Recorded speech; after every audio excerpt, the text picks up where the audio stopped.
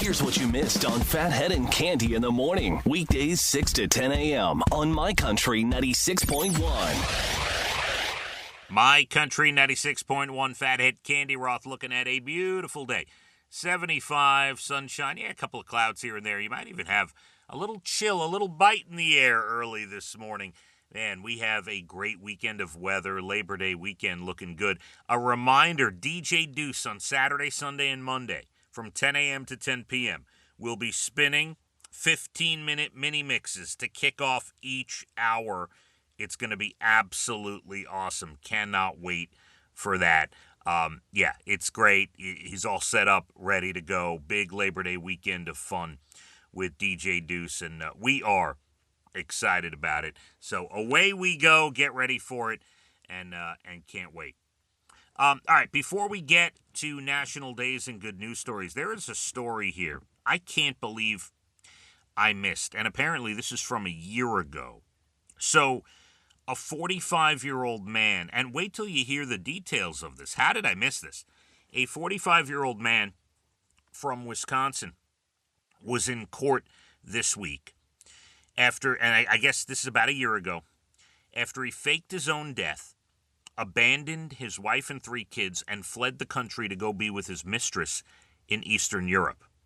1 year ago this month, Ryan Borgwart made it look like he drowned while kayaking last August, but they never found his body, obviously.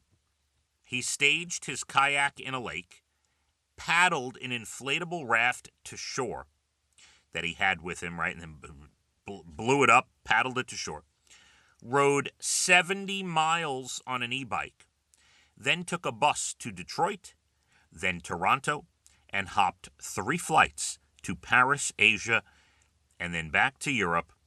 Turned out he'd been talking to a woman from Uzbekistan he'd met online a few months earlier. Cops eventually found out he'd gotten a new passport. He took out a $375,000 life insurance policy, and he reversed his vasectomy so he could start a new family. They finally tracked him down in Georgia, the country, not the state, then got him back to the U.S. and charged him with obstruction. Wisconsin doesn't have a specific charge for faking your own death, so I guess they couldn't do that. He was facing up to 9 months in jail and agreed to a plea deal that lowered it to just 45 days. But the judge rejected the deal and doubled it. They sentenced him to 89 days because that's how long he made his family think he was dead.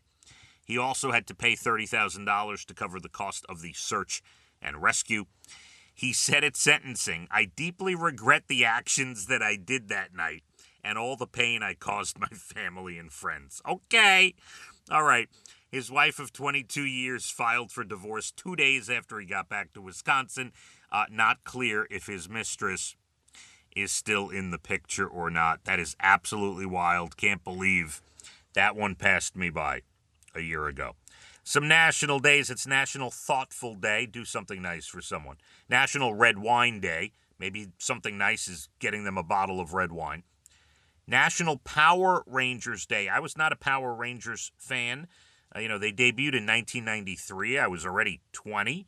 But yeah, that's when they exploded on the scene. National Bow Tie Day. All right. Love the bow tie. Rainbow Bridge Remembrance Day for the pets we have lost. And National Cherry Turnover Day, if you're so inclined. Some good news. A high school football ref in Alabama being hailed a hero for doing CPR and saving another referee who collapsed at a game last week. It happened on Friday Night Lights, about 40 miles southeast of Birmingham. A ref named Joey, can't read his last name, had just placed the ball at the 25-yard line when he dropped to the ground and he stopped moving. Another ref named Lou Murphy immediately ran to him, started chest compressions.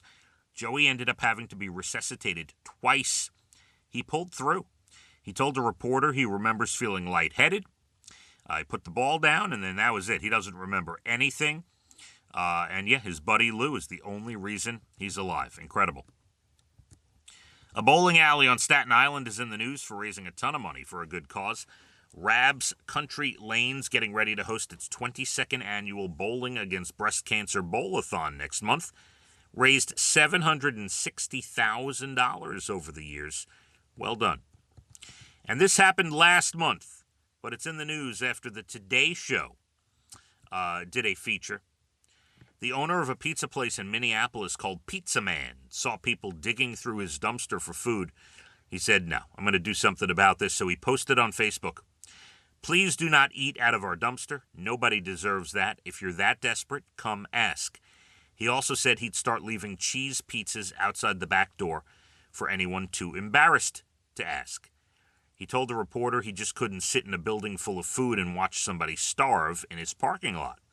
In the last month, he says he's helped around 100 people, and he's not the only one. People are donating money online. He's using some of that to cover the cost of the pizza, and he's donating the rest to food banks. And I love that story. And that does it. I am here till 10 with a ton of music. And then Jim O'Brien, Murph Dog, Jay Letterman, and Elena, her special guest, Jordan Davis, all week. We have the big show today. Catholic Health Amphitheater at Bald Hill. Salute to Heroes. Excited to see you out there. You know the details. We've been talking about it for a long time. And it's all online.